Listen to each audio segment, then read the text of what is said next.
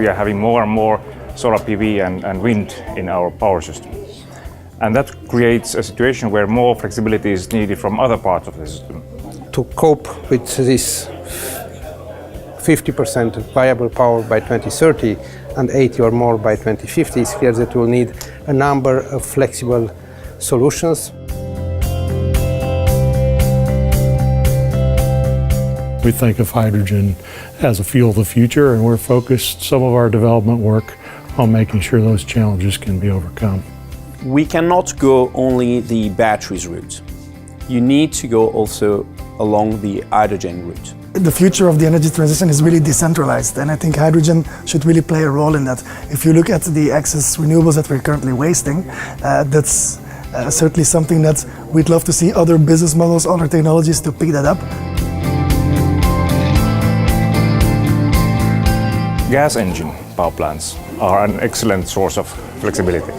You can start producing electricity within seconds, full load within minutes, and you can stop within a minute.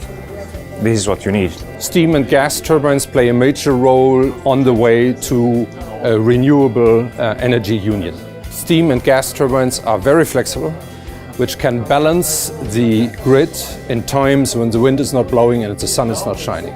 We have a flexibility in the way we are burning different types of fuels.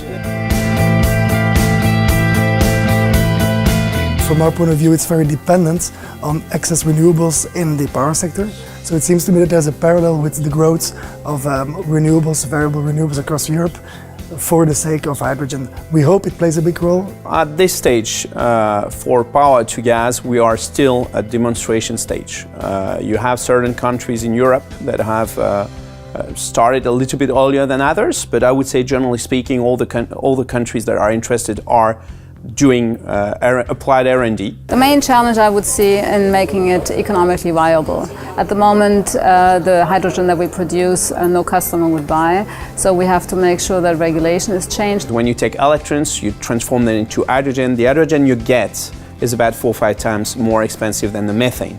So you need to have an evolution in regulation in order for this to happen. And those are the discussions that we have at European level. Power-to-gas plants are accepted as flexibility assets in the electricity grids, so the grid operator can remunerate.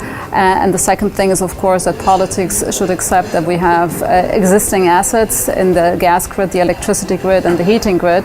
And to combine those assets perfectly in the sector coupling, we can speed up decarbonization and not hamper it.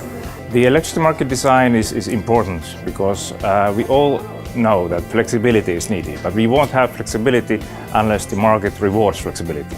The best thing we can do is focus on the outcomes, which is reducing the carbon footprint, and that means that we're going to find steps that take advantage of the existing infrastructure, take advantage of the technologies that are in flight, and we can make some big steps quickly while we sort through the engineering it takes to get to our ultimate goals. With a lot of renewables in the energy system, we also need backup capacities, and it's important to decarbonize the backup capacities. And if we use power generation with gas, this green gas definitely has a higher value in the energy system.